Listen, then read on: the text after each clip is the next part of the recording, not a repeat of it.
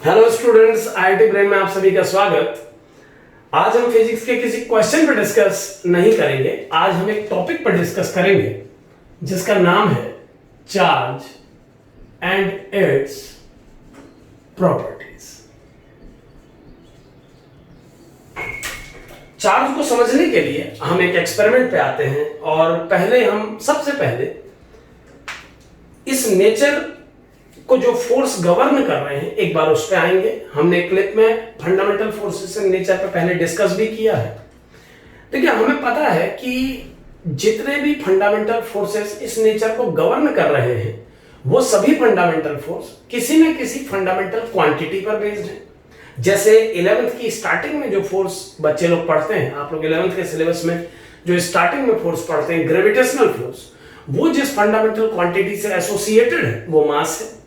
यानी मास एक fundamental quantity है जो रिस्पॉन्सिबल है ग्रेविटेशनल फोर्स नाम से फंडामेंटल फोर्स को गवर्न करने के लिए। और ग्रेविटेशनल फोर्स का क्या इंपॉर्टेंस है इस यूनिवर्स के फॉर्मेशन में, इसके बनने में, यू नो इट। ठीक उसी प्रकार जो दूसरा फंडामेंटल फोर्स है इलेक्ट्रोमैग्नेटिक फोर्स, दूसरा फंडामेंटल फोर्स इलेक्ट्रोमैग्नेटिक फोर्स है। तो उस इलेक्ट्रोमैग्नेटिक फोर्स को गवर्न करने के लिए जिस फंडामेंटल क्वांटिटी की रिक्वायरमेंट है हम उस फंडामेंटल क्वांटिटी को चार्ज कहते हैं। यानी सिंपल भाषा में कहूं तो चार्ज वो फंडामेंटल क्वांटिटी है किसी मैटर की या किसी ऑब्जेक्ट की जो रिस्पॉन्सिबल है इलेक्ट्रोमैग्नेटिक फोर्स के डेवलप होने के लिए दो ऑब्जेक्ट्स के बीच में। यानी दो ऑब्जेक्ट्स के बीच में इलेक्ट्रोमैग्नेटिक फोर्स की बात अगर हम कर रहे हैं तो जिस फंडामेंटल क्वांटिटी की वजह से ये हो रहा है वो फंडामेंटल क्वांटिटी चार्ज है। अब क्या है चार्ज, इसे और करीब से जानने के लिए एक एक्सपेरिमेंट जो साइंटिस्ट लोगों ने किया था उस पर डिस्कस करते हैं जरा। इस एक्सपेरिमेंट में दो अलग अलग ग्लास रॉड्स को दो अलग अलग सिल्क क्लॉथ्स पे रगड़ा गया। रगड़ने के बाद यहां ध्यान रहे कि रगड़ने से पहले इस ग्लास रॉड का बिहेवियर इस सिल्क क्लॉथ के लिए इनवेरिएंट था। दोनों के बीच में किसी प्रकार का कोई फोर्स नहीं था। यहां पर मैं ग्रेविटेशनल फोर्स की बात नहीं कर रहा हूं क्योंकि वो इतने छोटे छोटे ऑब्जेक्ट पे इग्नोरेबली स्मॉल होता है। तो और किसी ग्रेविटेशन को छोड़ के और किसी तरीके का फोर्स इन ऑब्जेक्ट के बीच में नहीं था। लेकिन जब इस एक्सपेरिमेंट में दो ग्लास रॉड्स को दो सिल्क क्लॉथ पे रगड़ा गया तो एक्सपेरिमेंट के बाद ये पाया गया कि अब ये ग्लास रॉड एक दूसरे को रिपल करती हैं, ये सिल्क क्लॉथ से एक दूसरे को रिपल करते हैं, और वहीं दूसरी ओर ये ग्लास रॉड इस सिल्क क्लॉथ के पास लाने पर इसे अट्रैक्ट करती है। यहां पर एक बात और ध्यान रहे, मैं दोनों ऑब्जेक्ट को करीब लाने की बात कर रहा हूं, उसे टच कराने की बात नहीं कर रहा हूं। आप दोनों ऑब्जेक्ट को टच कराएंगे तो फिनोमेना में चेंज होगा। तो जब ये दो ऑब्जेक्ट करीब लाए गए तो ग्लास रॉड रिपल करती हुई पाई गई, सिल्क क्लॉथ एक दूसरे को रिपल किया सिल्क क्लॉथ ने, लेकिन ग्लास रॉड और सिल्क क्लॉथ एक दूसरे को अट्रैक्ट करते हुए देखे गए। इसी जैसे एक एक्सपेरिमेंट में जब एक प्लास्टिक की रॉड को बिल्ली की खाल पे रगड़ा गया, दो अलग अलग प्लास्टिक रॉड को दो अलग अलग फर पे, बिल्ली की खाल या फर कह लीजिए, तो जब दो अलग अलग प्लास्टिक रॉड को दो अलग अलग फर पे रगड़ा गया और उसके बाद इन प्लास्टिक रॉड्स को पास लाया गया या इन फर को पास लाया गया तो दोनों ही स्थितियों में रिपल्सन एक्सपीरियंस किया गया, जबकि प्लास्टिक रॉड और फर के बीच में अट्रैक्शन को एक्सपीरियंस किया गया।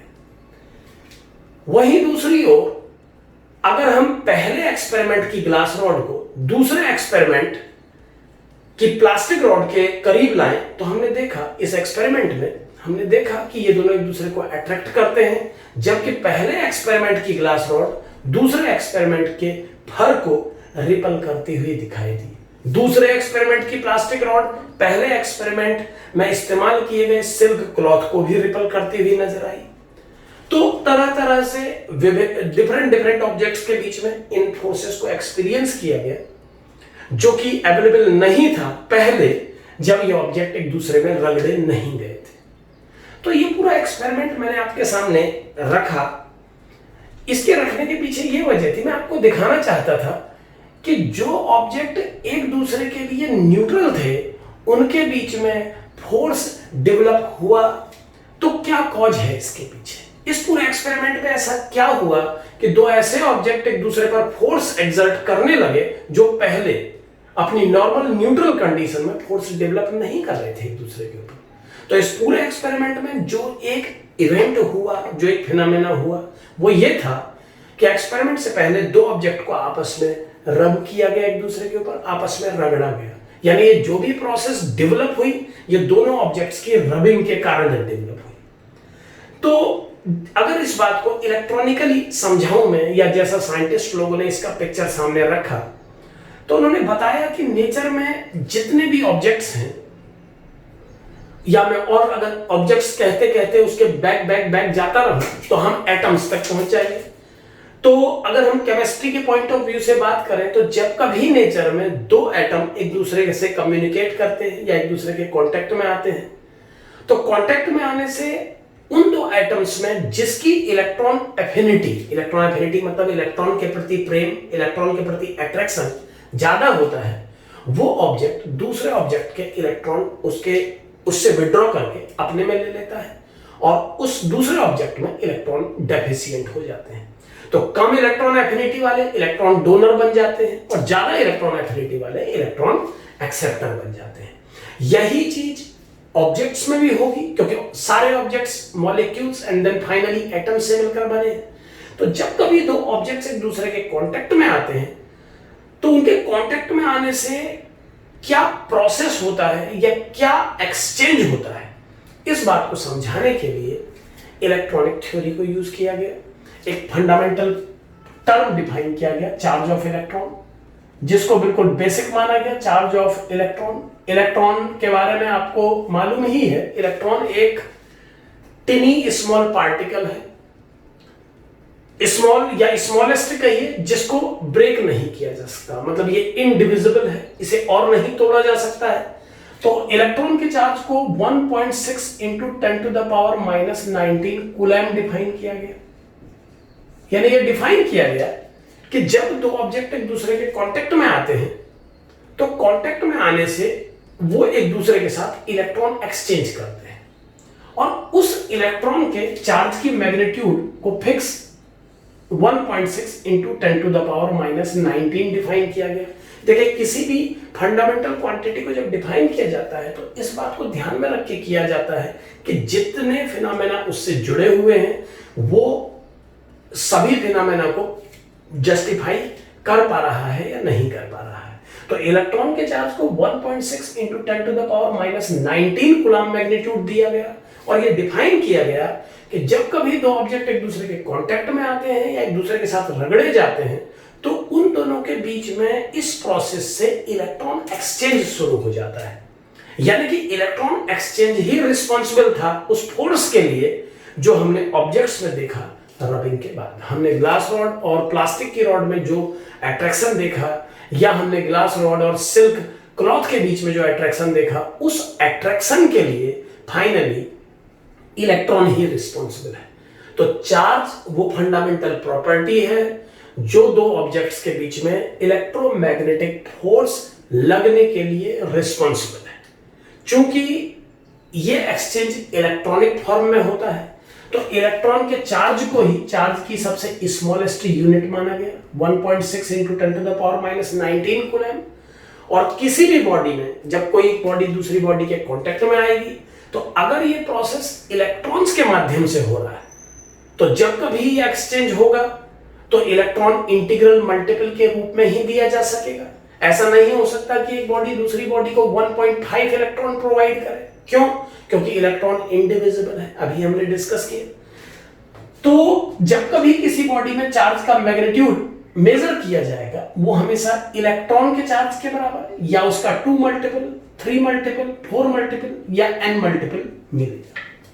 इसी प्रकार जो बॉडी इलेक्ट्रॉन डोनर का काम करेगी, उन बॉडीज में इतना ही पॉजिटिव चार्ज मिलेगा। यानी जब कभी दो ऑब्जेक्ट एक दूसरे के कांटेक्ट में आते हैं और ये प्रोसेस होती है, तो प्रोसेस में भाग लेने वाली दोनों बॉडीज चार्ज्ड हो जाती हैं। एक के चार्ज को हम पॉजिटिव चार्ज डिफाइन करते हैं, एक के चार्ज को नेगेटिव चार्ज डिफाइन करते हैं। चूंकि ये कहानी अल्टीमेटली एटम्स से जुड़ी हुई है, तो एक सिंपल से एटॉमिक कॉन्फ़िगरेशन में हम इसे देख सकते हैं। एक सिंपल एग्जांपल लेता हूं, सोडियम की बात करते हैं और साथ में लेते हैं क्लोरीन को। Sodium 11 proton, 11 electron outside, and 12 neutron, and chlorine 17 proton, 17 electron and 18 neutron. एक दूसरे के कांटेक्ट में आते हैं। क्लोरीन की इलेक्ट्रॉन एफिनिटी ज्यादा होने के कारण ये अपना एक इलेक्ट्रॉन क्लोरीन को प्रोवाइड करता है, और अब कॉन्फ़िगरेशन में 11 proton plus 10 electron, and in this side there are 17 proton and 18 electron. यानी अब इस बॉडी के पास एक इलेक्ट्रॉन ज्यादा है, यानी इलेक्ट्रॉन एफिशिएंट है। तो एक इलेक्ट्रॉनिक चार्ज के बराबर 1.6 into 10 to the power minus 19 coulomb with negative sign, और इस बॉडी के पास एक इलेक्ट्रॉन कम है, तो इस बॉडी के पास 1.6 into 10 to the power minus 19 coulomb positive charge develop हो जाएगा। यानी इस बॉडी में plus 1.6 into 10 to the power minus 19 coulomb develop होगा, और इस बॉडी में minus 1.6 into 10 to the power minus 19 coulomb charge develop होगा। और दोनों जो ये एटम्स है, ये मैं एग्जांपल एटम्स पे दे रहा हूं। इसी प्रकार जब बॉडीज को कांटेक्ट में लाया जाता है तो बॉडीज में यही फिनोमेना देखने को मिलता है। वहां भी जो इलेक्ट्रॉन एफिनिटी जिस ऑब्जेक्ट की ज्यादा होती है वो इलेक्ट्रॉन कैप्ट कर लेता है, और कम इलेक्ट्रॉन एफिनिटी वाला इलेक्ट्रॉन डोनेट कर देता है। लेकिन प्रक्रिया में दोनों ही ऑब्जेक्ट्स चार्ज्ड हो जाते हैं, एक पॉजिटिवली चार्ज हो जाता है, एक नेगेटिवली चार्ज हो जाता है। तो पूरी कहानी या पूरा एक्सपेरिमेंट जो मैंने आपको बताया, उस पूरी एक्सपेरिमेंट का एक ही निचोड़ है। इस पूरे एक्सपेरिमेंट का आउटकम एक ही है कि चार्ज एक फंडामेंटल प्रॉपर्टी है, चार्ज एक फंडामेंटल क्वांटिटी है जिसकी इंपॉर्टेंस है इलेक्ट्रोमैग्नेटिक फोर्स के गवर्न होने में। और इलेक्ट्रोमैग्नेटिक फोर्स क्यों जरूरी है आप समझते हैं कि केवल 4 ही ऐसे फोर्स हैं जो इस पूरे यूनिवर्स को गवर्न कर रहे हैं, उनमें से एक नाम इलेक्ट्रोमैग्नेटिक फोर्स भी है। और चार्ज वो फंडामेंटल क्वांटिटी है मैटर की या उस किसी सबस्टेंस की जो रिस्पॉन्सिबल है दो ऑब्जेक्ट्स के बीच में इलेक्ट्रोमैग्नेटिक फोर्स के डेवलप होने के लिए। तो ये तो हमने बात की कि चार्ज क्या है और कैसे डेवलप होता है किसी बॉडी में, और इस पूरी कहानी में इलेक्ट्रॉन का रोल क्या है। जो जो बातें हमको समझ में आई इस पूरे थीम में, एक बार उनको समराइज करेंगे चार्ज की प्रॉपर्टीज की। हम जानते हैं कि जो ये हम पढ़ रहे हैं इसमें ये पूरी प्रोसेस जो है चार्ज के किसी फंडामेंटल फीचर को बेस बना के डिस्कस की जा रही है। तो इस पूरी कहानी में सबसे पहला फीचर जो हमने देखा वो ये था कि चार्ज क्वांटाइज्ड है। सबसे पहला feature quantization of charge. Charge is quantized. Quantized का मतलब क्या है एक बार हम डिस्कस करेंगे।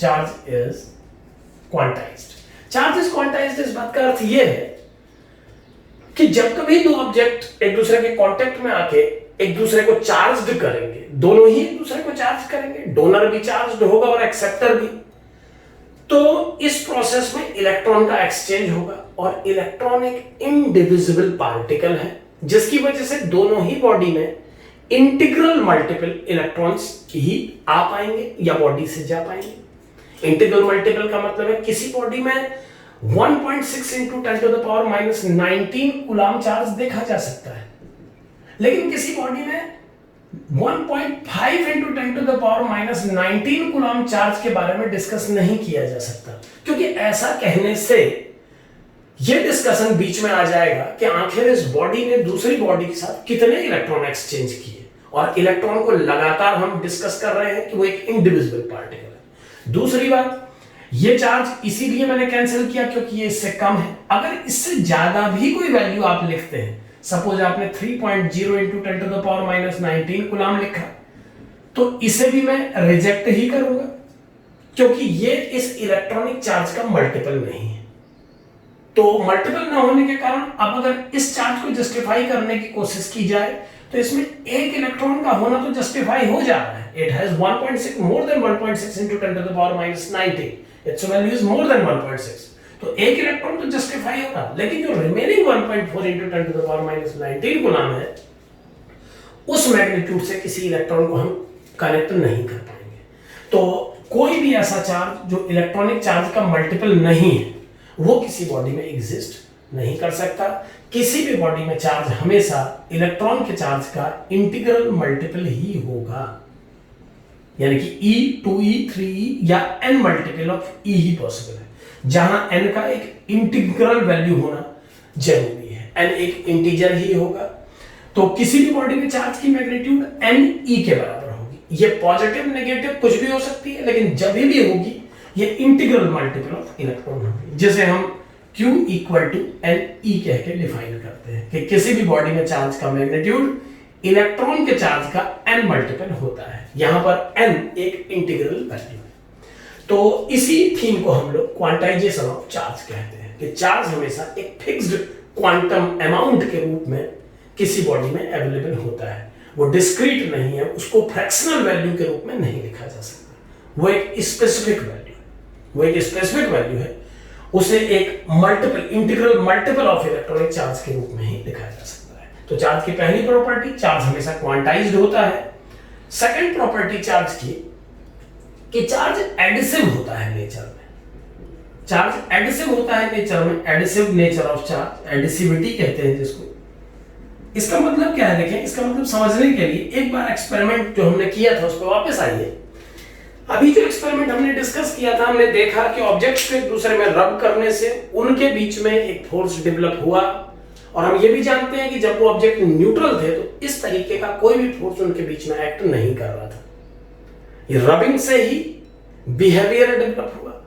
अब एक्सपेरिमेंट का अगला स्टेप देखिए कि अगर रबिंग के बाद जो ग्लास रॉड और सिल्क थ्रेड हमें मिला था, अगर हम उन ग्लास रॉड और सिल्क थ्रेड को दोबारा आपस में रब कर दें या उनको दोबारा कांटेक्ट में रखें, तो हम ये पाएंगे कि इस कांटेक्ट में रखने के बाद जब आप उन्हें हटा के दोबारा एक दूसरे के कांटेक्ट में लाएंगे या एक दूसरे के पास लाएंगे, तो आप उनमें किसी प्रकार का कोई फोर्स एक्सपीरियंस नहीं करेंगे। इसका अर्थ यह होता है कि चार्ज अगर डेवलप हो सकता है किसी बॉडी में, तो पॉजिटिव और नेगेटिव के आपस में कांटेक्ट में आने से वो न्यूट्रलाइज भी हो सकता है। मैं ये बोलना चाह रहा हूं कि अगर किसी बॉडी में 4 यूनिट इलेक्ट्रॉनिक चार्ज अवेलेबल है नेगेटिव, और उस बॉडी को आप ऐसी बॉडी से कांटेक्ट में लाते हैं जिसके पास 6 यूनिट इलेक्ट्रॉनिक चार्ज की डेफिशिएंसी है, यानी 6 यूनिट पॉजिटिव चार्ज है, तो इन दोनों के कांटेक्ट में आने से बॉडी के पास नेट चार्ज का मैग्नीट्यूड दोनों चार्जेस के अलजेब्रिक सम के बराबर होगा।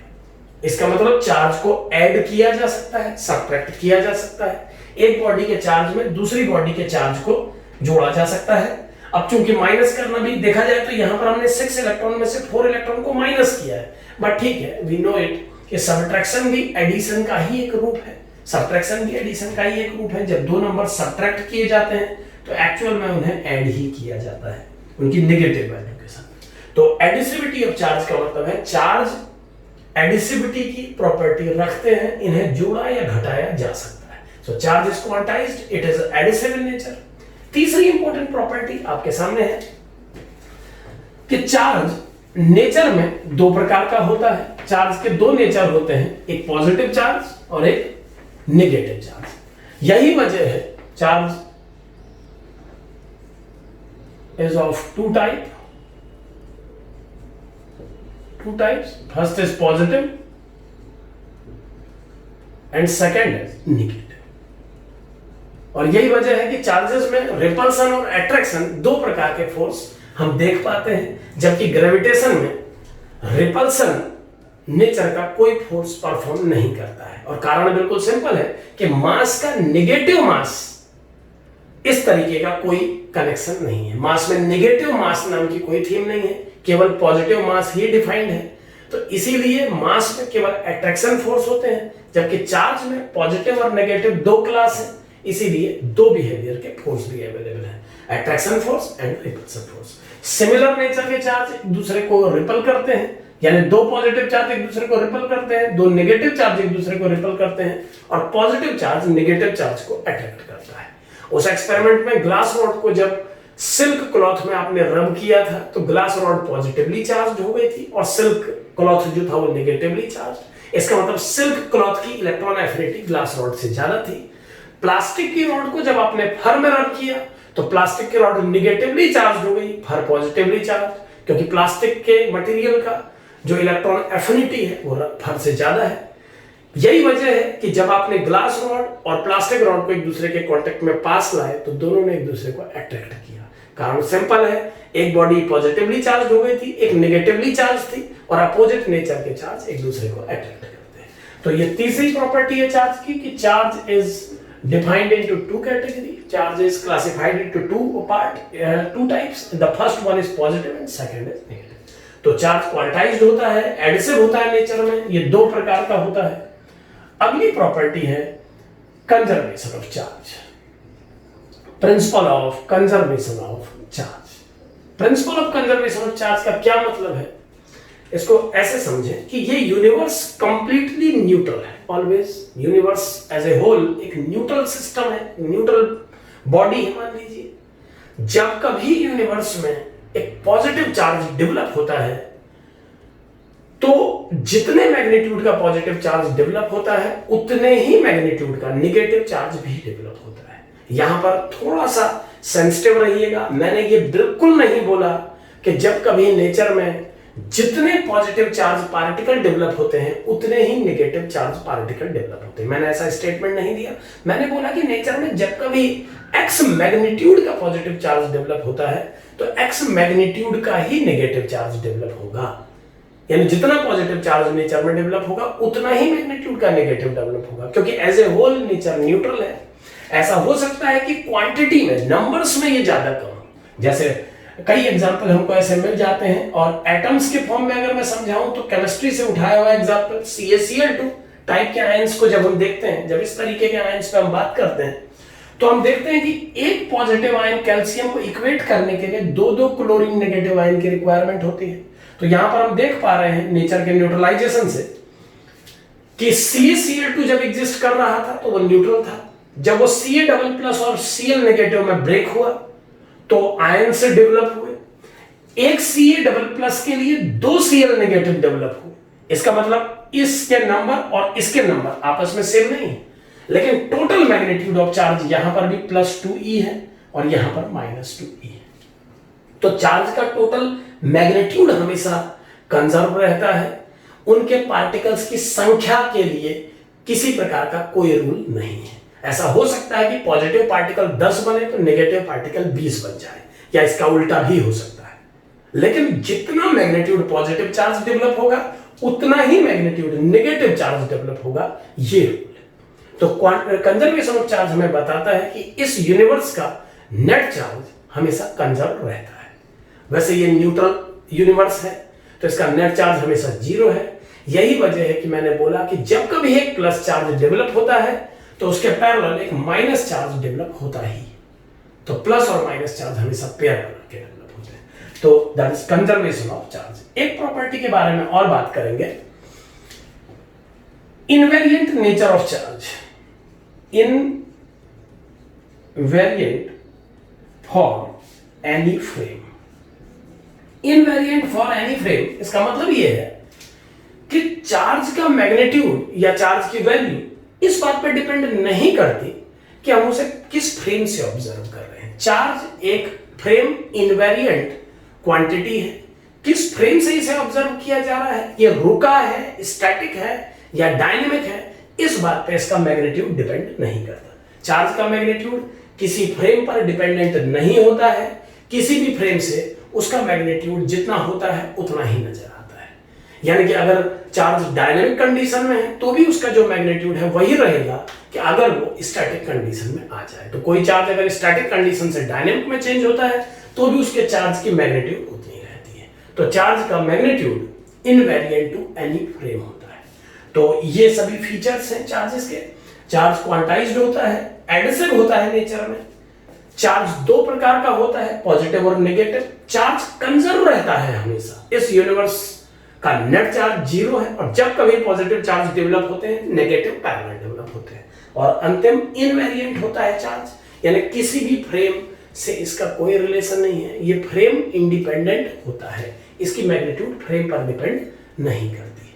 एक बहुत इंपॉर्टेंट बात पे और डिस्कस करेंगे. अगर डेवलप होने वाले चार्ज के मैग्नीट्यूड की बात की जाए, अगर हमें यह पता करना हो कि सबस्टांस में या किसी ऑब्जेक्ट में जो चार्ज डेवलप हुआ है उस चार्ज का मैग्नीट्यूड कितना है, तो उसके लिए एक डिवाइस बनाई गई है जिसको गोल्ड लीफ इलेक्ट्रोस्कोप कहते हैं. गोल्ड लीफ इलेक्ट्रोस्कोप कहते हैं.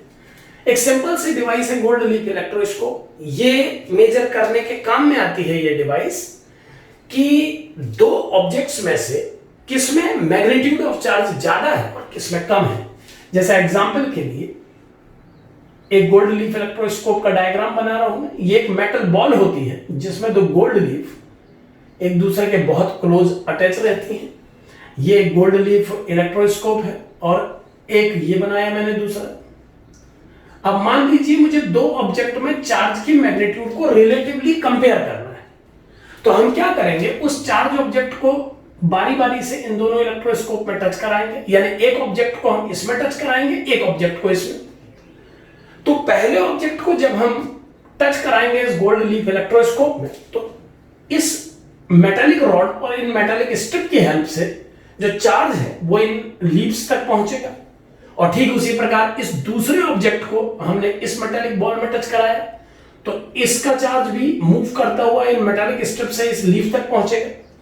ये लीफ चूंकि सेम नेचर का चार्ज है दोनों में, तो एक दूसरे को रिपल करेंगे और ये लीफ भी एक दूसरे को रिपल करेंगे। इस रिपल्सन से इनके बीच में सेपरेशन बढ़ेगा। तो मान लीजिए ये दोनों लीफ रिपल होके इस पोजीशन पे आ जाती हैं, लेकिन इस एक्सपेरिमेंट में मान लेते हैं कि ये लीफ इतनी दूर हो जाती है। तो इन लीव्स का सेपरेशन ये आइडिया देता है कि सेकंड ऑब्जेक्ट का चार्ज फर्स्ट ऑब्जेक्ट से ज्यादा था।